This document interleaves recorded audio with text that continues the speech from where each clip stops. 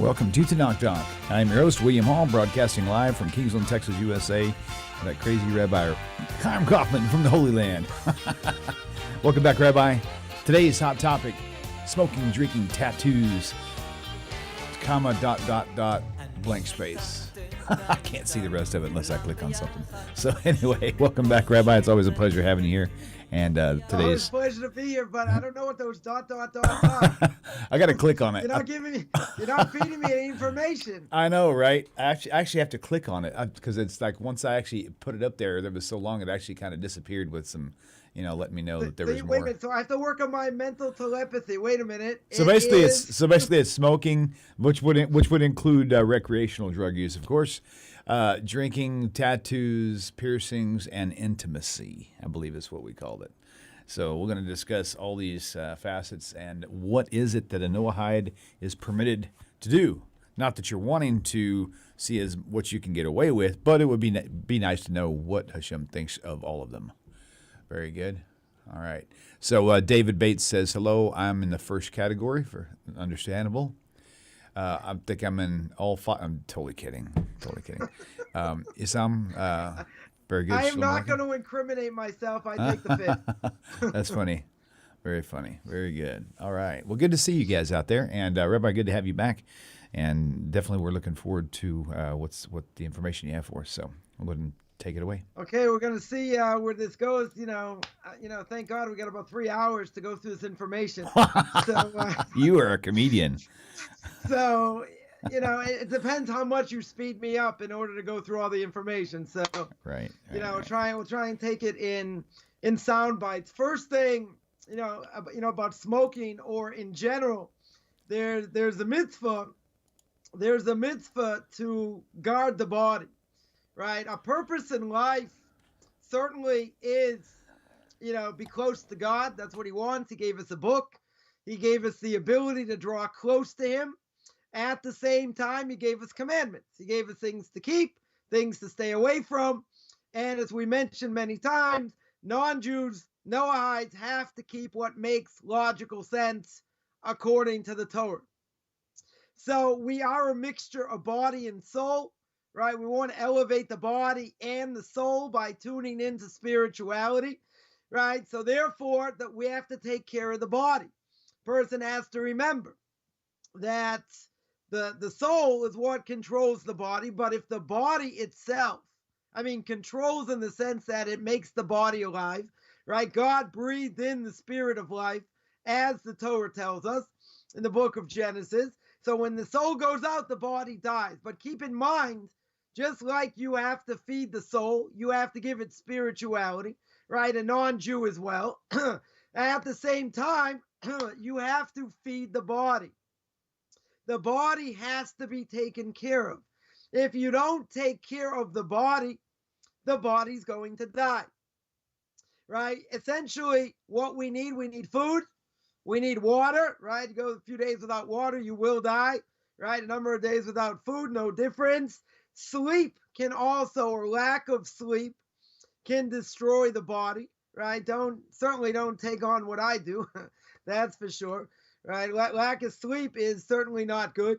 The Rambam says that the average person needs 8 hours of sleep. In general, how many people get 8 hours of sleep? Right? 8 hours of sleep is really what we need, essentially to function, properly. Some people can function certainly on less amounts, or even if you get less amounts, then, try and make it up in other ways, etc. But if the bottom line is, if the body's not taken care of, and this will apply to Noahides as well, if you don't take care of the body, the soul itself cannot fulfill potential. Now, one thing we didn't mention, when we're going to talk about, guarding the soul, whether it's about smoking, whether it's about drugs, or, tattoos, these other things, what about food intake? Right? It's also about guarding the body, right? You have to take care of the body. The body has to be healthy, right? So, the Torah tells me in the book of Leviticus, chapter 19, there's a mitzvah to be holy. Right? Why is there a mitzvah to be holy? Because God says, I am holy. Well, that's great. What is holiness? right? Some people think holiness is running around the ground on the ground with a tank top and shorts, right? When it's 40 below zero and it's very cold, you can say, "Oh, look how holy I am," right? So comes along the Ramchal, Moshe Chaim in his book Path of the Just. He says, no, that's not holiness. That is stupidity. That is foolishness, right? So there's a difference of opinion. Book of Leviticus chapter 19, difference of opinion between Rashi and the Ramban and Nachmanides. What's the difference? Because in order to be holy, Rashi says, and we're going to get into some aspects of this, hopefully, you give me enough time. Rashi says it's about immorality. When it comes to being holy, what it means is staying away from forbidden relationships, right? Or looking at things you're not allowed to, right? It's really talking about forbidden relationships. Comes along the Ramban. The Ramban says no. The Ramban says it's not talking about that. What it's talking about is God gives us the ability to eat. He gives us the ability to drink, right? There are plenty of things that are permissible for us to eat, for us to drink. By Noahide, even more things, that they're allowed to eat and allowed to drink. Problem is the Ramban says I'm not allowed to abuse it. I'm not allowed to be a glutton. I'm not allowed to be an alcoholic, right? Again, we'll get into drinking, but I'm allowed to eat, right? If I'm certainly allowed to eat, who's to say I can't eat healthy? Person wants to, gobble down a chocolate bar, right? Or drink sludge, what I'm drinking now.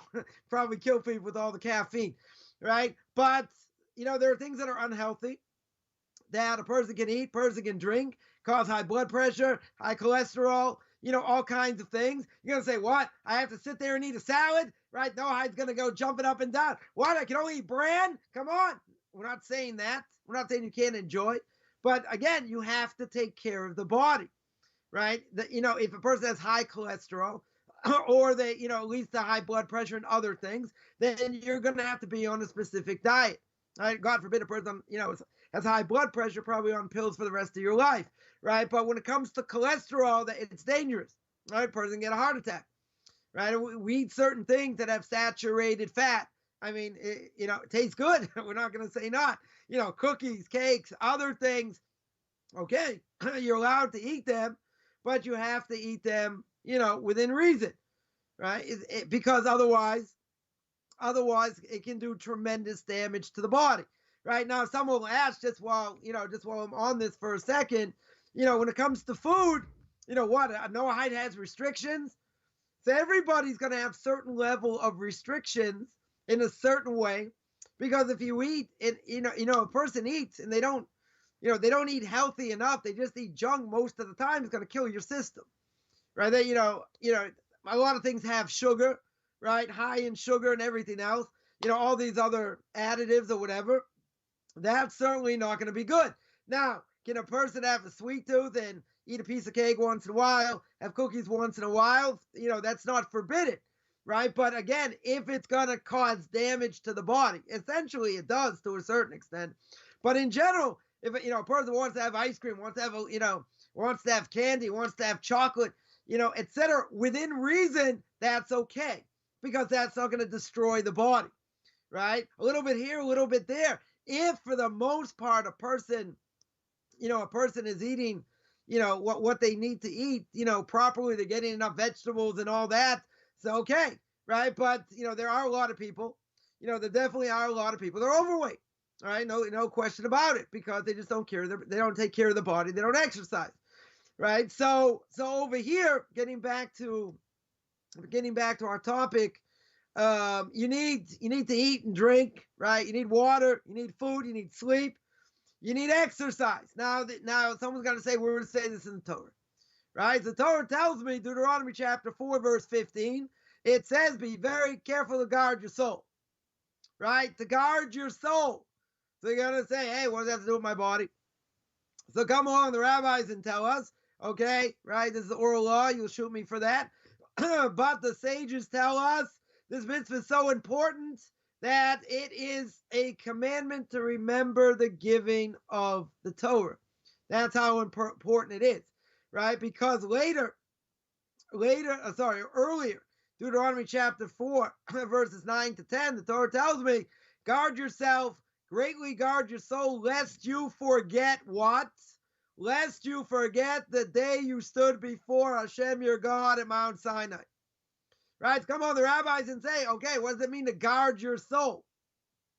Guard your soul, I can understand very easily to say, okay, I have to do those things that are going to benefit me spiritually, i.e. keeping the mitzvahs at a very high level, right? Working hard, being consistent, learning Musar, right? Ethics, not thinking I'm God's gift to the world. All these things that benefit my soul. That's what I would think, right? To guard your soul. Doesn't the Torah tell me in the third paragraph of the Shema, right? We say that in the paragraph of Tzitzis, when it speaks about wearing fringes, right, on your four-cornered garment, we say don't go after your eyes and after your heart, right? Going after your eyes, going after your heart makes a person stray away from God, makes them go away from what God wants from us, to draw close to Him, to come along the rabbis and say, you know what guarding your soul is? That's what I would have thought, right? I would have thought it's all about spirituality. It's all about drawing close to God, and whatever takes you away from that, you're not allowed to do, right? At whatever level that is. Come on, the rabbis, and say, come on, Coffman, you think that's what it means? Come on, I got a better explanation. What do the rabbis tell us? Guarding your soul means guard yourself preserving health. Now, it can also mean in spiritual terms, right? Not necessarily saying that's not the case, right? But they're telling you guarding your soul means preserving your health. So it comes on the Rambam,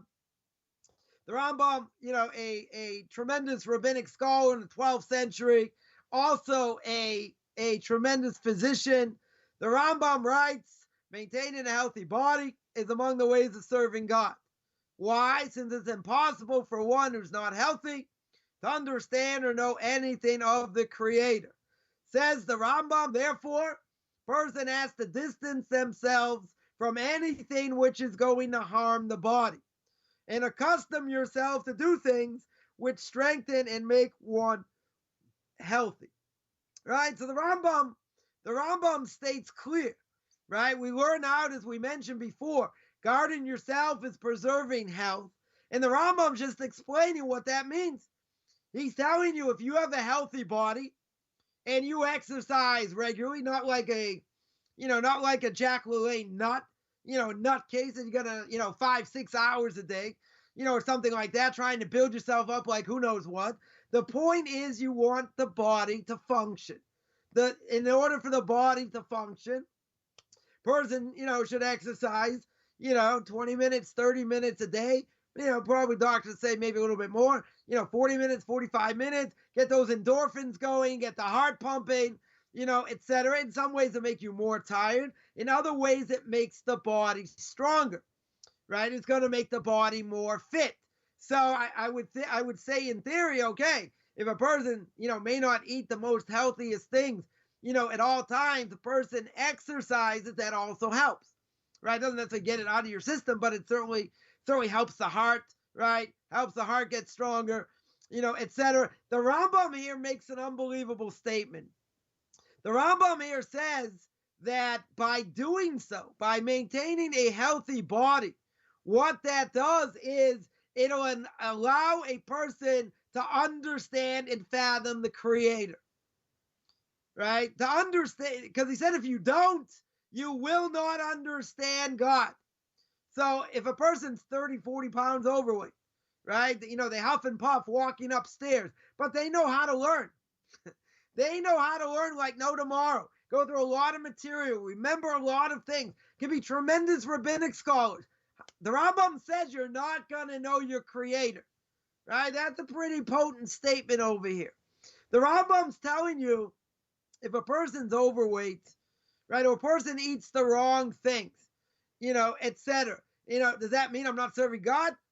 How can you say you're not serving God? What, I didn't put on tefillin today? I didn't pray well today? Right? I didn't do these other mitzvahs? How could I not know that?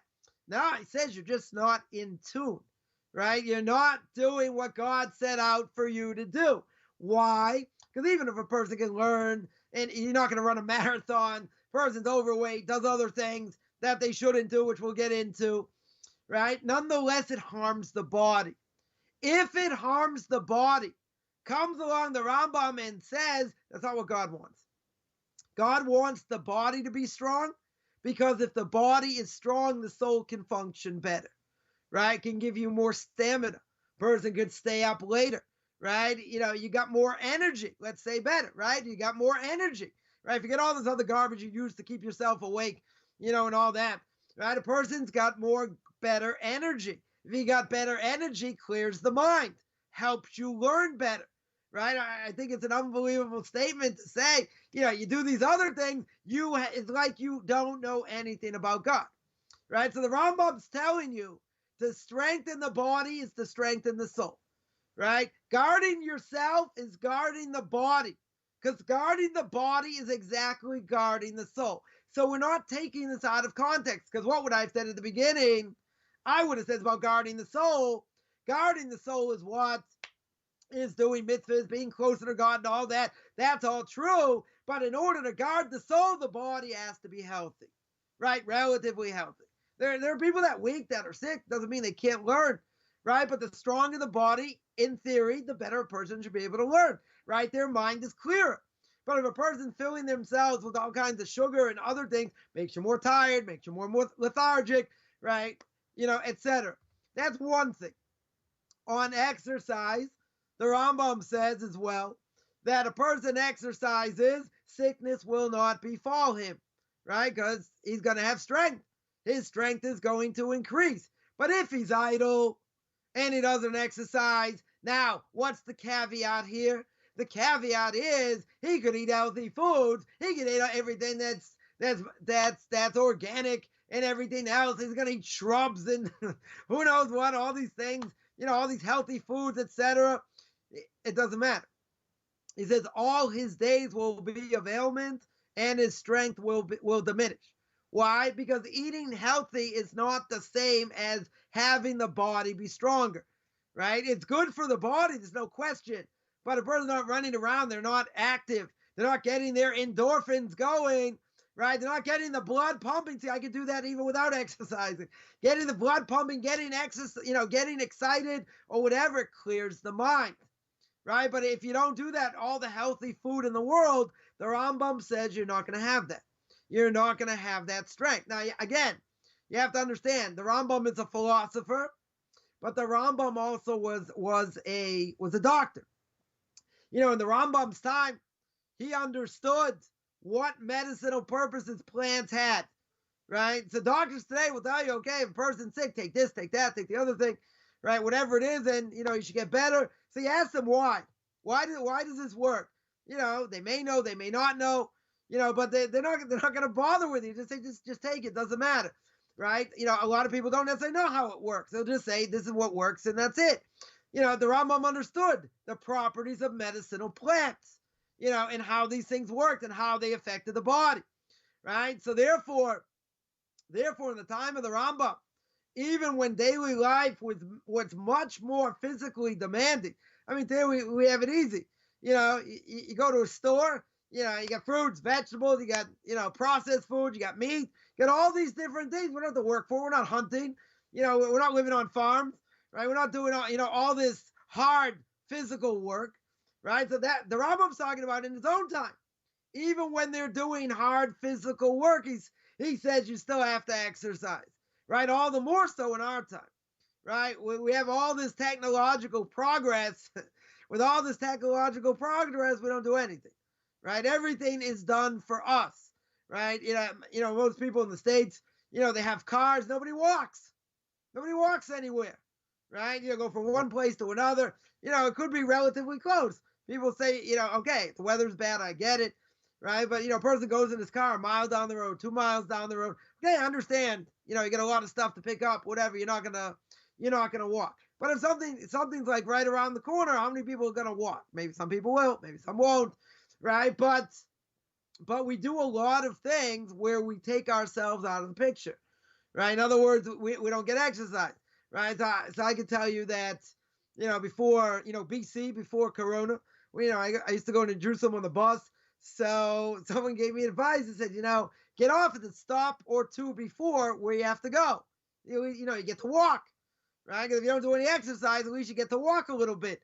Get the legs, moving a little bit, etc. But again, we're living in that generation where everything is physically done for us. We don't have to exert ourselves too much, right? So now the question is, how much do I need, right? Do I need to work out an hour a day, 4 days a week, 5 times a week, whatever the case is. So anything that's going to get the blood flowing, right? That's going to be good. Any, cardiovascular exercise, these type of things, but you don't want to abuse it, right? Again, we're not looking to be, muscle men or anything else. You want the body to be physically healthy, right? You don't want to go too far over that. We have an obligation, right? Certainly to keep our body healthy, no question about that. It's okay, right? But, beyond that, there's certainly no obligation, certainly no mitzvah, to do that. So that's one idea of keeping the body healthy, of eating healthy. And again, it doesn't mean I'm eating bran every day. I can sneak in some things here, some things there within reason. But you certainly, as you get older, you do not want your cholesterol to go up, right? That's for sure. So the more the body is healthy, right, the healthier the soul. If the soul is healthy, so to speak, with the body, person can learn better, person can function better, right? I don't think there's any question. We are a product in certain ways of what we eat and how it affects the body. So that's one thing. So there's an obligation we mentioned, certainly to take care of the body. So therefore, when we speak about guarding the body, we're not allowed to inhale or put things in the body. I don't get to smoking, right? That is going to damage it. So that would mean smoking should be forbidden, right? Because there's a ton of literature out there how hazardous it is for your health, right? No one is going to disagree. Also that's why, the tobacco industry got nailed a number of years ago because they put nicotine in. And nicotine, as we know, 100% is addictive, right? So it's very hard in general to get over this, right? So anyone who's ever smoked, and they're addicted, it's very hard to fight against, right? Because, because of this factor. So even, one of the great Torah giants of the last generation, Moshe Feinstein, of blessed memory, we spoke about smoke. He didn't forbid it outright. He said you shouldn't start, but if a person already smoked, right, he seemed to say that, not necessarily the end of the world. And people would say that when he said that, he didn't know the dangers of it. That if he would have understood the danger of what it was and how it affects us, he would never permit it. Right? He would say, forget about starting, you're never allowed to start.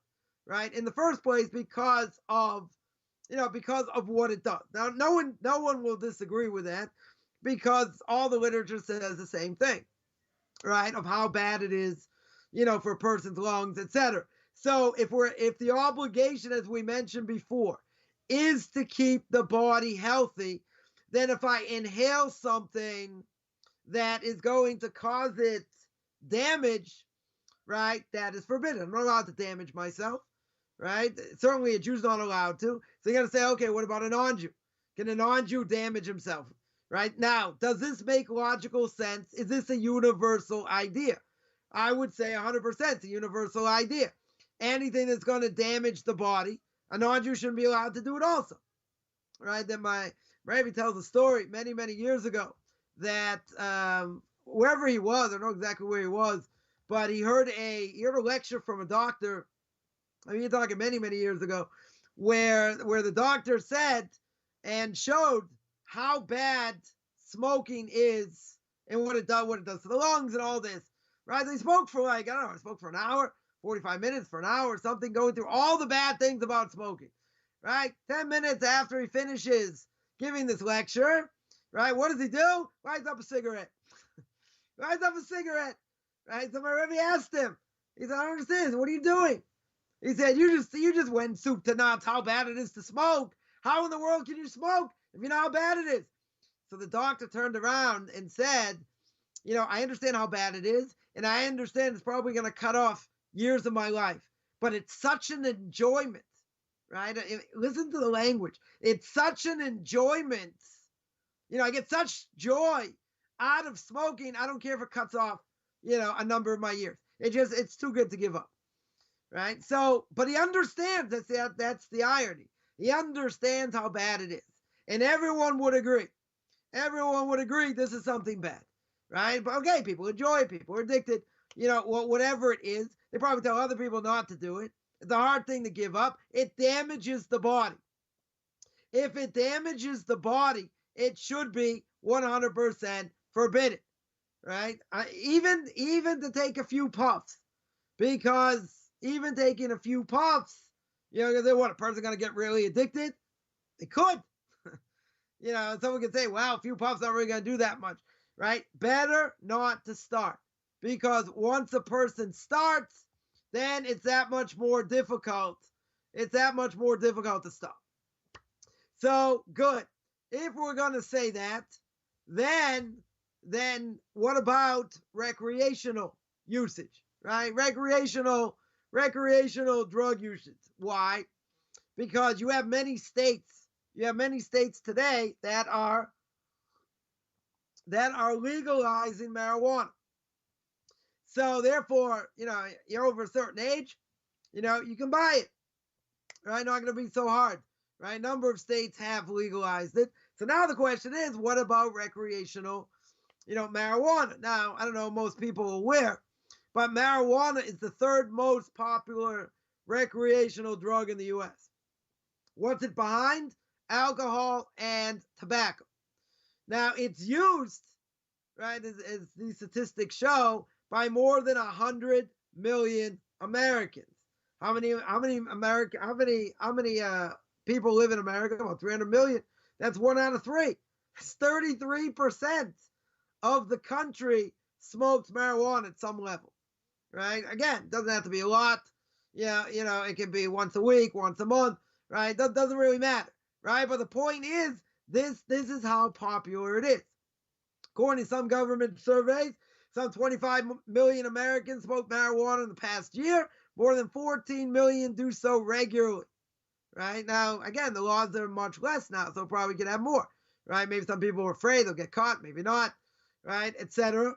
Now, it's not as dangerous, certainly, than using alcohol. We'll speak about alcohol in a little bit, or tobacco, because how many people die from alcohol poisoning? A year, about 50,000 people. Could be more now, right, etc. How many people die by tobacco smoking? Right, almost 500,000, right? It's almost 10% more, right? About 400,000 people, right? Now, marijuana, most people would say it's non-toxic. People are not going to die by overdose, right? When's the last time you ever heard someone die of overdose of marijuana? Probably haven't. Cocaine, probably, marijuana. Sorry, what do you call it? Heroin.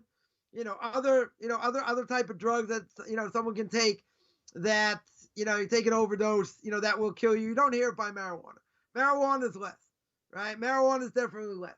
Problem is though, let's say someone does it just recreationally. What would be the problem? Does it damage the same way as cigarettes? Now, the answer is no. It doesn't. The cigarettes, I think, are much more addicting in different ways, and certainly, causes a lot of issues, a lot of sicknesses, etc. But marijuana can be different. It can be harmful in other ways, right? Some of them are felt right away. Some of them can be, over time, right? It can affect short-term memory. It can affect the ability to handle difficult tasks. Certain types of marijuana that are much stronger, even simple things, right? It makes the person lethargic, right? Definitely makes the person lethargic. They're not motivated, etc. And even so, if a person, if a person smokes, they're probably more often involved in car crashes than people who don't. Why? Because of their reaction time. Right? Kills brain cells, basically, right? So you're not going to be able to react, react in, a quick enough way, and it's much more dangerous in that sense. But, there is a connection also that someone who uses marijuana, that, they can have more risky sexual behavior. There is a link, right? We'll speak about that shortly, right? There's a link between drug use and unsafe sex. We're going to keep this PG-13, right? So a person may find it hard to learn. A person may find it hard to study. They can't concentrate. It destroys athletes, right? Young athletes it destroys. They may perform poorly as well, cause kidney damage if you use enough of it, hallucinations, right? Some of it could cause, some aspects could cause cancer over here, just like tobacco if it's used in larger concentrations. So there are a number of side effects, even by casual use. Can somebody abuse it and use it a lot more? 100%, right? That there's no question, right? The more a person uses it, and as a kid, or growing up, I couldn't imagine doing that. I said, well, I just want to utilize as many brain cells as I can. I'm not interested in any way, shape, or form of destroying brain cells. We only maximize 3% of our brain cells anyway, right? But the more usage that a person uses, the worse off the person is, right? Again, a person's judgment is off. They are, they don't function the same way. They become a lot more lethargic. They don't take responsibility. All these things, right? As we mentioned, sexual promiscuity, certainly as well. So therefore it damages the body in other ways. If a person smokes as much as they would cigarettes, okay, that'll cause similar damage, right? Similar damage to the body. So there's no question it affects the body in a negative way, right? Question how much you use it, okay, right? So, a person smokes could be more deadly. That is true. But over the long term, a person can be harmed by using marijuana. Therefore, should also be forbidden because of the damage. Because of the damage that it causes. Now, there isn't one difference, and the difference is, what about for medicine? Can if a person's in pain, can they use it for medicinal purposes? So if it's prescribed by a doctor to control pain, okay, that's one thing, right? But according to the Union of Orthodox Jewish Congregations of America, i.e. the OU, the Orthodox Union as it's known, they have 10 serious medical conditions that qualify for a person to use medical marijuana, right? Someone had AIDS, HIV, they had lateral sclerosis, i.e. ALS, or Lou Gehrig's disease, Parkinson's, multiple sclerosis. These things are pretty serious. You're in pain. You're in tremendous amount of pain. You're not just using medical marijuana for, because you want to get high. You're using it because you're in pain. So obviously, for certain things they're going to permit, right? If a person's in pain, okay, right? Take away nausea, some other things. Let's say, a person's going through chemo and they can't take the chemo. They might be able to use it for that, right? But it can be used if a person's in tremendous amount of pain. You have to ask your doctor. You have to go to your local Orthodox rabbi to know, what you're allowed to do with it or not. But even underneath this, right? There's something even more subtle, and that's alcohol. Right? Now, alcohol causes a lot more problems, right? In 2015, 15.1 million adults aged 18 or older, that is 6.2, just want to do the math, of this age group has alcohol use disorder, right? It basically means they're alcoholic. They abuse alcohol. By men, it's about 8%, right? It's about almost 10 million people. Women is about half that, etc. For youth, between the ages of 12 and 17, they said 623,000 adolescents, or 2.5% of this age group, also had this disorder, right? Bottom line is it's abused, right? It certainly can be abused, right? There's no question. There are, in 2017, right, alcohol impaired driving fatalities counted for 9,967 deaths. That's 31% of all driving fatalities. That's pretty significant. So, I mean, the amount of people that abuse alcohol. I mean, we go through all the statistics, and people know, people know that it's something that can be abused. Within Judaism, it's interesting, right? That, we start off a festive day by making kiddush, right? We start off Shabbos by making kiddush, usually kiddush made with wine, right? You're going to use wine or use grape juice, but you probably use wine, right? A lot of people use wine. It should be obvious to kids that they're going to be subjected, right, at an early age, certainly at an early age, about drinking, between meat and fish, right? Let's say you have fish, then you're going to have meat. You have to drink something sharp or eat bread or something like that, right? You're not allowed to eat fish and meat together, so you have to have something to like wash out your mouth. So usually you have schnapps, you'll have, someone will have whiskey or chocolate liqueur or something, or your person can have soda or bread to wash out the mouth, etc. Can that lead to addiction? Now, in theory, I would say, well, if you grow up with it, if you grow up with this every week, isn't it something where you should have exponentially more people addicted? Probably. Yeah, but you don't. The vast majority of Jews are not addicted to alcohol. Doesn't mean it's not on the rise. Right? Definitely doesn't mean that. Right? But, a person has to be careful.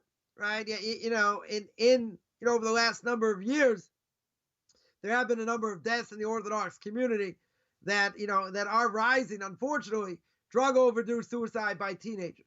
Right? It's been abused, and, that's been abused, and for whatever reason, a number of reasons, which are not the topic for now, how teenagers get so depressed and everything else, they go to drugs, they go to alcohol, and, some of them just end their lives, right? So alcohol, in a number of ways, can be much worse, right? Alcohol really is a depressant, right? So, once a person, if you drink enough, so you feel like, oh, I'm feeling pretty good, but then the high comes down. So what are you going to do? You got to drink more, right? They're different, in certain ways than marijuana, right? You get the high, then the high comes down, right? Or like any other drug, right? It's a similar thing, right? Except that, when a person comes down from alcohol, you're depressed. It's some sort of depressant over here. So alcohol itself, is a pretty serious thing. So does that mean I'm not allowed to drink? No. I'm allowed to drink, just like the Ramban said. I'm allowed to eat. That's not an issue. What the issue is, I'm not allowed to abuse it, right? I have to take care of the body. A person drinks too much, you kill your liver, right? It'll kill your kidneys, no question, right? There's no question. It has to be done within reason, right? Is it a good thing for teenagers to drink too much at the Shabbos table? Yes. No, I don't think that's an issue. So it has to be done within moderation. Obviously, a younger kid gets a high, they enjoy it, they want more, etc. But a person has to nip it in the bud. They want to make sure, obviously, it's something that they can get addicted to. And we see there are a lot of negative things. A lot of negative things come out by alcohol as well. And, a lot of times there's also promiscuity through drinking, right? A person doesn't have any inhibitions, right? Normally a person would be more shy, etc. If they drink or they drink enough, they're not afraid of anything, right? Maybe they think they can walk on water or whatever, right? But they have very few inhibitions. When they have very few inhibitions, then anything can happen, right? And that's a danger. That's a danger as well. There are side effects, right? There certainly are side effects, of, a person drinks too much, right? Schooling goes out the window. Person's going to sleep a lot because you have to sleep it off. Otherwise you can't function, right? So you're not going to be able to function. But again, within reason, it can be used properly, right? If it's not used properly, it's like anything else, right? It can certainly be, abused. But, the statistics are scary. Right now, just throw out one thing here that, in 2010, we're talking 10 years ago, 11 years ago, that alcohol misuse cost the U.S.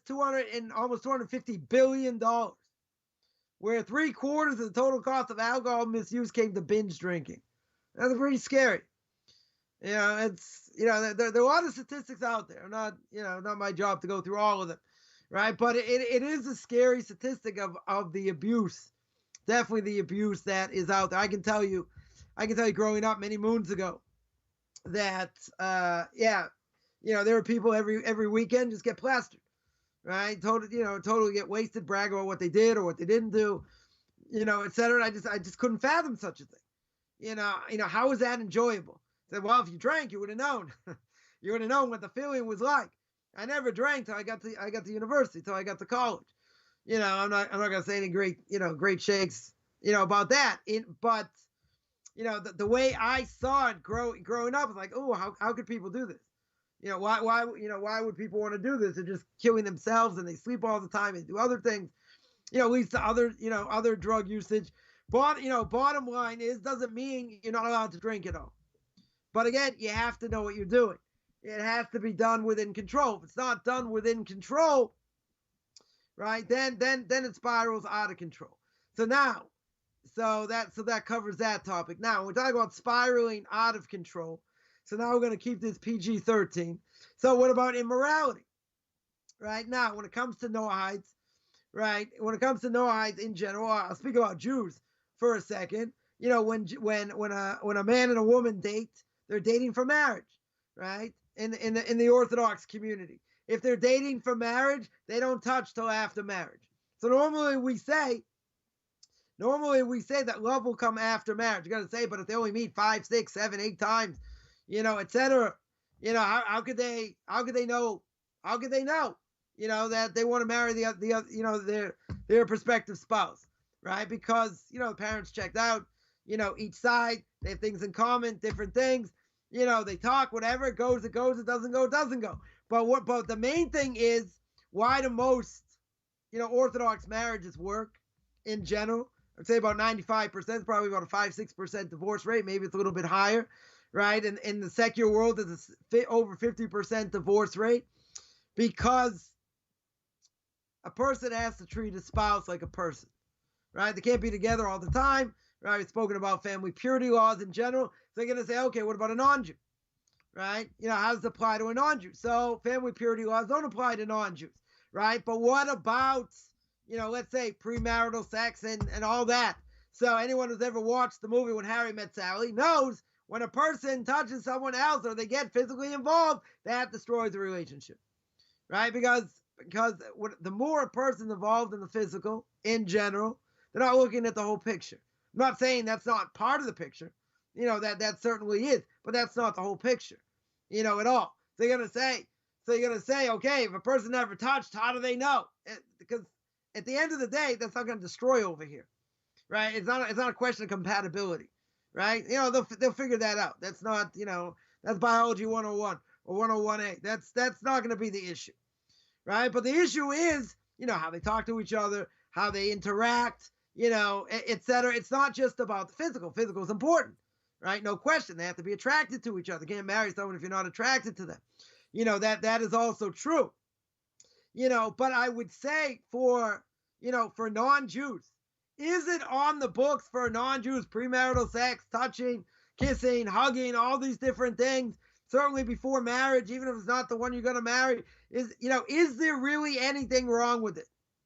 Right? And the reality is, there's probably nothing wrong with it, right? Wasting seed we'll speak about, right? But in general, if it doesn't lead to that, right, let's say, is there really anything wrong? Should there be anything wrong? Now, according to what is moral, according to the Torah, right? Again, it has to make sense according to the Torah. If you're going to tell me, Rabbi, come on, you can't be square. You can't live in Victorian England. Who's living in Victorian England today, right? Who's so prude? Nobody knows what's going on in the world. We know what's going on in the world, right? It's clear what's going on in the world, right? Sexual promiscuity starts, I'm not going to say in kindergarten, that's a little bit much, right? But, people are experimenting at very young ages, very, very young ages, right? Now, if you're going to tell me that is the norm today, this is what goes on, okay, doesn't necessarily mean it's right? No question about it. Just because it goes on does not necessarily mean it's right. Now, if you tell me, is this going to apply to non-Jews? Right? Now, in other words, I can see why it applies to Jews, and why Jews would be forbidden, to touch before marriage and all that, that I understand. But for a non-Jew, I may say, well, it shouldn't be an issue, right? It should be 100% permissible. So let me ask you, what about we spoke about this, in one of our previous shows, what about a moral imperative? Even if it's not forbidden, right? Even if it's not forbidden according to the Torah, you have to realize, am I doing something that is good for my soul? That is bad for my soul. Now, again, hormones are going crazy. Not saying not, right? But at the end of the day, is this a benefit for me? Is this a moral imperative where I should say I should stay away from it like the plague, until I get married? Because, once hormones go crazy, it's hard to stay away from, right? I don't think there's any question, that is the case. So I would say it probably, the younger a person is, or it doesn't even matter. I don't really think it matters by age. The more a person is in the physical, so to speak, then again, they're not seeing the whole person. But even if the other person agrees, even if the person's willing, right? That doesn't really matter. The point is that, that bond is supposed to be sacred. You're not just supposed to do whatever you want. According to the Torah, two non-Jews live together, like they're married. They don't need a marriage document, right? Husband walks out, that's considered like divorce, which we've spoken about before. So that being the case, what about everything in between, right? So most people probably say everything in between did not necessarily benefit. Why didn't it benefit? And how could it be? How could it be by Orthodox Jews? They don't touch till after marriage, right? They don't touch till after marriage. How can that lead to love? Love has to be, has to be, you have to have intimacy. If you don't have intimacy, you're not going to have love. So I would agree that, love is going to come after, right? But once a person feels that, they have this bond and they talk about all kinds of different things. They're in different scenarios, how they see each other, etc. That is, that aspect is not going to destroy. Now, other people will say, no, it's not true. It all depends how a person is behind closed doors. Yeah, again, physicality, I'm not going to say is not important. It's not a deal breaker. It's not going to be a deal breaker over here, because if it would be, then you'd see all these people getting divorced straight away, right? All these Orthodox Jews. And someone will say, oh, come on, it's a bad thing to get divorced in the Orthodox community, etc. It's like Hester Prynne, you got this, hey, how could you ever do it? It's a terrible thing. It's looked down upon. I don't know. Torah tells me. Torah tells me clear. Things don't go right. Person gets help. They're not compatible. They can get divorced. God doesn't want it, but okay. Right? It's on the books. They have to get divorced. They get divorced. Right? No, you try and save the marriage as much as possible. If you can save it, fine. If you can't, okay. So in that, in that case, there is divorce. Right? Divorce I mentioned before. Divorce is on the rise. For a number of different reasons. Again, not really the topic for now. It is on the rise, but it's not on the rise because of this, right? It's not on the rise, because there's an issue with intimacy, necessarily, right? Or something like that. It could be any number of different reasons. But the point is with all that, 95% of the time, the system works. There's a reason. There's a reason why the system works. One very simple reason is because, when a woman gets her period every month, you cannot, you have to deal with her, husband has to deal with her, not in a physical way. That means you have to talk, you have to communicate. You cannot always communicate by the physical.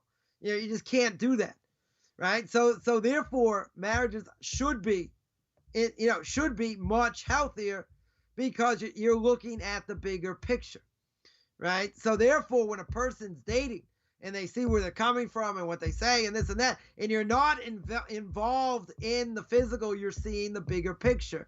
The physical, again, not going to say, it doesn't play a factor. It does play a factor. That's later, right? But that is not going to be at the, a deciding factor. Is it really going to matter? Is it really going to matter where someone squeezes the toothpaste from? Is it going to matter how they, person throws their, their clothes on the floor, or they do? All this is irrelevant, right? Living together, okay, you got to make boundaries, you got to work things out, etc. That's not the important thing. The important thing is how each person treats the other, right? How they speak, how they communicate, things they do together. Because if it's all about the physical, what happens, a woman has, a few kids, physicality sort of goes out the window, right? They don't look the same, right? They don't necessarily, go back to the same weight, can't fit in the same dresses, etc. And they don't look the same. Not only that, a person has a few kids already. So, it's hard juggling a lot of different things, because you're dealing with kids. I got two of my kids just had children this week. And, one of my kids is, his first time mother. And yeah, welcome to reality. This kid, is going to keep them up all night. And right now it's relatively easy because all the kid does is eat, drink, he eats, sleeps, and he poops. That's all he does. That's what he's good for right now. Right. Eventually things go on. Right. But again, there's a reality. Kid has to be taken care of. It's got to be rocks, got to be burps, got to this, and, the husband and wife not going to be together. It's going to be too hard, tired. So you got to work out other things. You got to plan things. You got, you're going to have to speak. You're going to have that type of communication. Because if you don't have that, it's over.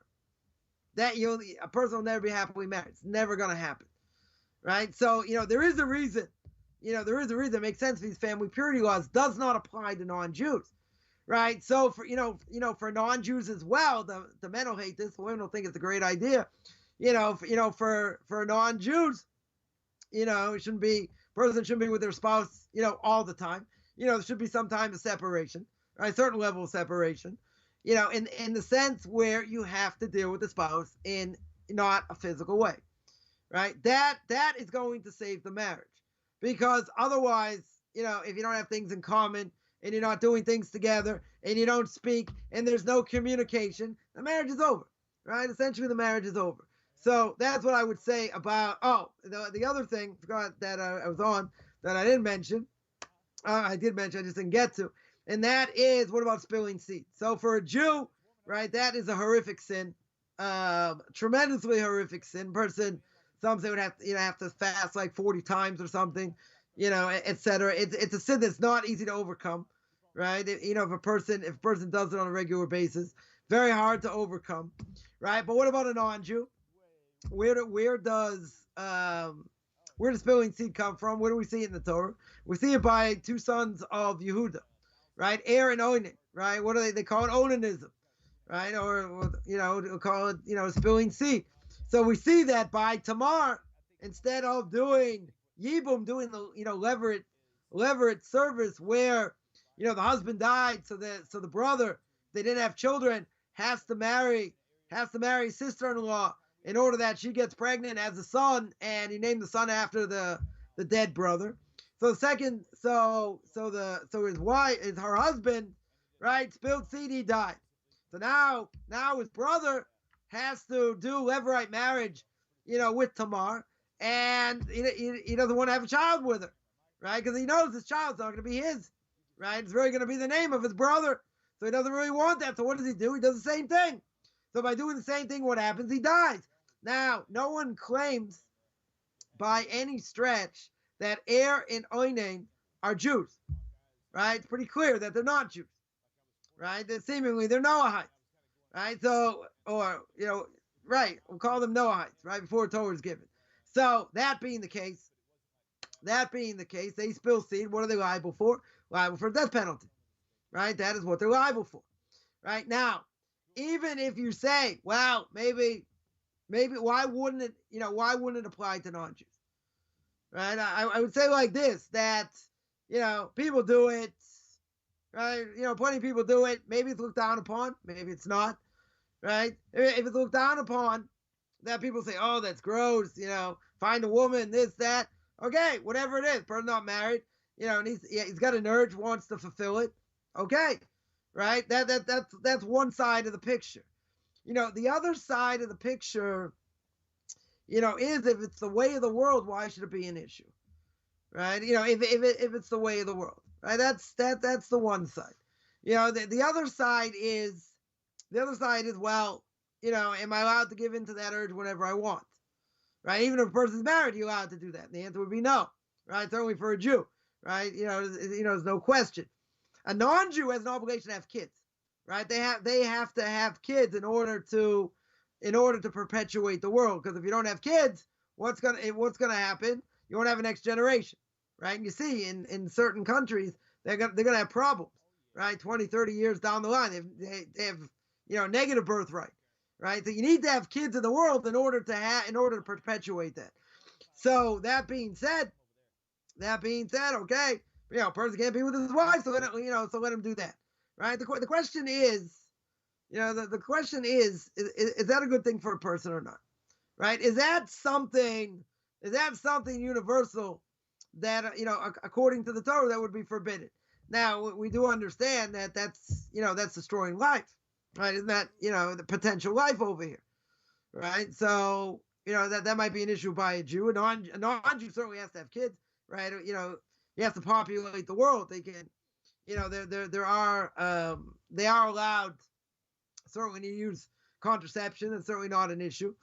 They want to have 2 kids 5 years apart. They can do that, right? It's also it's also not an issue, right? But over here, there are some that claim that if a person, if a guy doesn't empty himself every so often, it's not good for the body.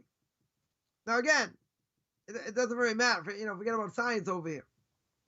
Is it something that a person should be doing, right? And we don't care what the rest of the world does. We care about what the Torah says, right? And the Torah seems to say pretty clear that it's a bad thing to do, right? We see that non-Jews are cut off and destroyed, and die. Certainly because of it. Now, on the other hand, I could say maybe it's just a moral imperative in the sense that not to give in to your urge whenever you want, right? We'd certainly say that because, God forbid a person should ever miss out. Problem is it weakens the body tremendously, right? As well. So a person does on a regular basis, you kill the body, right? It's also, it's also not healthy. Doctors would agree with that also, right? It's also totally not healthy, right? So what's the bottom line? Is it a moral imperative or is it forbidden? Right? Seemingly it should be forbidden. Right, just like the Torah says by Er and Onan, right, that they got destroyed and they got killed, and that should be forbidden more than a moral imperative. And I guess the last thing, because you give me 2 more minutes here, and that is, what about tattoos? Tattoos in general are forbidden. The Torah prohibition for a tattoo is for idolatry, right? I know someone, actually, a student of mine, had tattoo of JC, whatever. Okay, that 100%, got rid of. Most people have tattoos. What's the issue with the tattoo in general? The only issue with the tattoo is once it's already done. Once it's already done, the only issue is the person goes to the mikveh. Someone wants to convert, right? They go to the mikveh. It's already part of the body. Since it's considered part of the body, it's already in the skin. It's not considered a barrier between the skin and the water. Okay, right? That's the only issue. Now, is there an obligation to take it off? Some would say, well, we can take it off now through laser, right? Laser is it's not cheap, but it's not going to make a wound, right? That's what we're worried about. If you take it off any other way, you'll make a wound, right? You're not allowed to make a wound in the body. So therefore, in this case, if I do it with laser is not necessarily going to do that. Now, even if it would make a wound, my Rabbi says that even if it would make a wound over here, better certainly for a Jew to take it off, right? No question. Now, what about a non-Jew? Is a non-Jew obligated? Again, the Torah prohibition is idolatry. The other prohibition is if I do it in general. But the question is, if I put this on my skin for a non-Jew, doesn't seem like it's a problem, right? If a person covers their entire body, 20, 30 years later, that skin's going to be kind of disgusting, and, it's going to be, it might have some health issues later, right? But in general, there shouldn't be anything wrong with it. Now, obviously, what if a person got a racy thing or whatever, I don't know, person wanted to get a Tasmanian devil, down their back. I will tell one story that I heard, as part of a certain group, someone let this post go in, and someone had posted and said their rabbi, which I don't believe he said it, and if he did say it, the person's an idiot. They said that the person had a tattoo. We asked them should take it off. So the rabbi told him, no, you shouldn't take it off. Why not? Because it's like a red badge of courage. It's always a reminder, right? If a person was Chinese, Hispanic, or whatever, they're converting to Judaism, they don't need a reminder that they're not Jewish. So imagine, so first of all, I can't believe a rabbi would say that. But even if he did say it, right? Imagine this guy every Friday goes to the mikveh, purify himself, before Shabbos. And he's got this Tasmanian devil, Bugs Bunny, racing car, whatever it is, a fireball, who knows? And he's got this thing all the way down his back or all the way on his arm. He's tattooed all over the place. People are looking at him, and he says, don't worry about it. My rabbi said it's a red badge of courage. That make any sense? Doesn't make any sense. Someone would say that, right? What, you should have it as a reminder? Here in Israel, this, one other story, person had a tattoo. My rabbi was telling me that, if someone has a tattoo, what do? First thing they do when a person dies is they burn it off. What do you mean they burn it off? So I asked him, I said, why would they do that? He said, because when you get upstairs after 120 years, God's going to judge you. You don't want that thing in front of God. You want to get rid of it. 100%. So they take it off. Right. But again, is there an obligation? Right. Seemingly for a Jew, the seemingly no obligation. Once it's done, it's done. Right. I would say it's better to take it off because as my Rabbi holds that even if it makes a wound, it's better to transgress a rabbinic transgression, than have this thing on your body. But not, for non-Jews shouldn't be an issue. If it's idolatry, that might be an issue, right? But in general, if it's almost anything else, everybody has it anyway, and it's no big deal, right? Okay, so they have it. They say, now, but I want my body to be clean, and this, okay, they can take it off. I'm not saying they can't take it off. Do they have an obligation to? No. Is it forbidden for them? No, it shouldn't be forbidden to them. And most people I know, 100%, if I would ask, I don't ask everybody, but most people tell me, and they say, Rabbi, I got a big problem, right? I mentioned this earlier. Got a big problem, so I can't convert.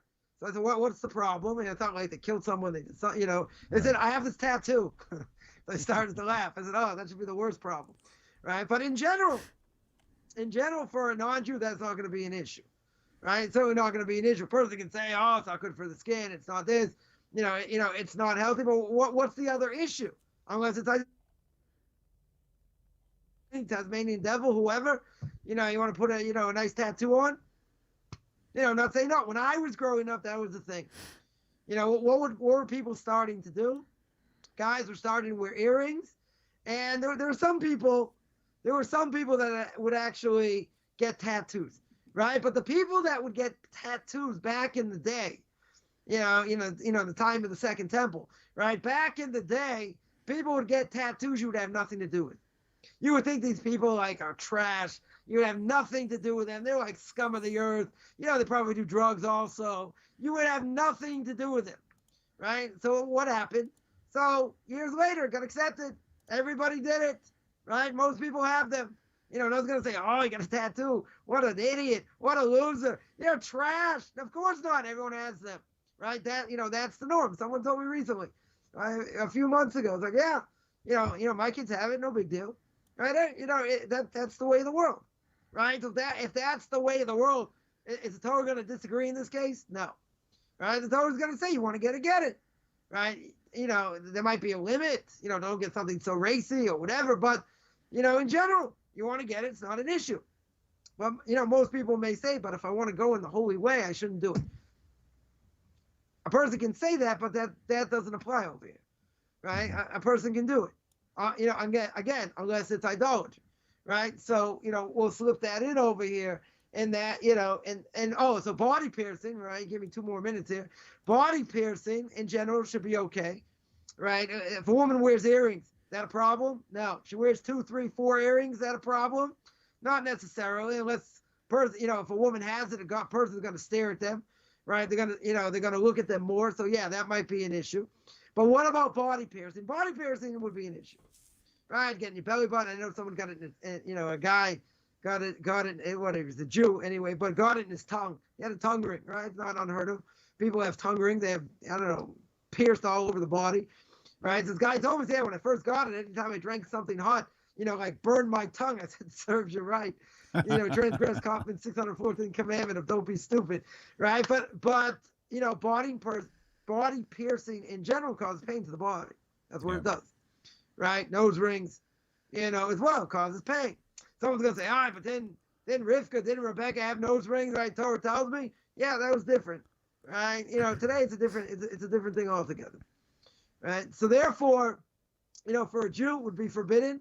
A woman certainly can wear earrings, no question. I wouldn't say multiple earrings, right? But earrings, not big loops or whatever, so they're not ostentatious. People are not staring at them, and all that. That I would say, but piercing other parts of your body, that's making a wound in the body, right? There's no, it's not an adornment, right? It's certainly not an adornment in any way, shape, or form. Some people say it certainly is. Okay, Judaism will disagree. Now a non-Jew is also not allowed to, wound the body, right? You're causing damage to the body, right? Again, is it like cigarettes? Is it like these other things? I wouldn't say that, right? But it's causing damage to the body, right? So so therefore for non-Jews, it should be forbidden. Even if you tell me, it's really not, it doesn't really cause that much damage, I would say it's a moral imperative, right? A moral imperative is not something a non-Jew should do, right? Because what's it going to do? I saw somebody once. I had to go to a court, a driving court, because someone hit my car once in the States, and somebody was there. Whatever, there was a woman. I think every single part of her body was pierced. You say, "Oh, what are you doing staring at women?" I wasn't. It was just like, it was like a freak show. Right. It was like a freak of nature over here. I mean, multiple earrings in the air, all over the nose, tongue, lips. I mean, all over the place, right? I wanted to pull one out and say, "Hey, does this hurt?" Bam, just to see. I don't think there was a part of the person that that they didn't pierce, right? So you're gonna say, but don't they have a right to do that? They do, right? I first of all, it's gonna cause people to look at them, stare at them. That's certainly not a good thing, right? But second of all, it's causing pain to the body. Right, even if you get over the pain, doesn't matter. The initial thing, that's what it is. All right, and if that's what it is, then it should be forbidden. Whether it's forbidden according to Noahide laws or a moral, a moral imperative, it's certainly not a good thing for a non-Jew. It's certainly not a good thing for a non-Jew to have. And some of these things are just gross. But you say, oh, that's your own personal preference. Could be, right? Very well could be. But if a person sees somebody with multiple rings. You don't have to be my age to see it, right? But you see someone with multiple piercings, nose, tongue, all over the place. I don't think that's beauty. I don't think most people are going to think that's beauty. Now you could dispute that. You could say it's not true. Okay, right? But I don't think most people are going to, see it that way. Certainly the older generation. Younger generation, some yes, some no, but it's definitely should be forbidden because it is causing damage to the body. So all right, one quick is that question. part of the Noahide laws? Yeah. So body piercing, 100% should be out. Right, now, what if a person had just like a number of earrings, in their ear? We're gonna throw the book at them? Maybe not. Right? You have a few earrings there, okay. Right, person has multiple earrings again, and in the ears and other places. I've seen whatever. This woman just reminds me. Eyebrow piercing, nose pierce. Earrings all over the place. And their chin. I mean, everywhere. Right. It was just nasty. Right. So therefore, doing something like that. Not to mention the fact people are going to stare, which you don't want anyway. Right, but causing damage or pain to the body, certainly doing it would be, that would be forbidden, and that's probably worse than getting a tattoo. I don't think I could be wrong, but I don't think getting a tattoo, Rabbi, is probably half as painful as that. Yes. Okay. Your twice request for 2 extra minutes turned into 10, and I've got to go. So, but also have to ask a question before we leave. So, Yeah. Finn asked a serious question. Says, would getting hair plugs or I guess implants, would that be considered similar to a tattoo because it's putting something in your flesh? I guess like a needle. What do you mean, like a I'm thinking like individual like a hair toupee? implants. No, like implants where they have. I think it's considered what do they call it? Plugs, hair plugs, where they literally insert, follicles of hair into your scalp, like fake hair or whatever it is, or real hair. I don't know. No, I don't think that would be an issue. Right. That's not. Okay. That should be all right. Or a person getting, let's say, a toupee or something like that. That should be, that should be. Yeah, I don't see an issue with that. Gotcha. Okay, cool. All right. Well, that's going to wrap us up for today. Then, thank you, Rabbi. That's Wait, I need 2 more minutes. yeah, I'm sure you do. But you wanted me to get it in. I got it in, so we don't have to do it next. Hey, we did good. It was awesome. Good job. Good job. All right, y'all. If you have any requests for special show topics, be sure to send that via Facebook Messenger to me if you want to, or William at TanakTalk@gmail.com, or you can reach out to Rabbi. All the Chaim. hate mail goes to him. Is what? All the hate mail goes to me. All the hate mail goes to you. That's funny. Very good. I can take it. I can take it. All right, guys. Okay, You have a great good. week. Thank you so much. Be sure to like the videos, turn on notifications. And, hey, Big John Riggs, how are you, man? Seen a lot of good people out there. I've seen watching you in the comment section. Keep up the good work. So we'll see you guys later. Rabbi, shalom. Peace, everyone.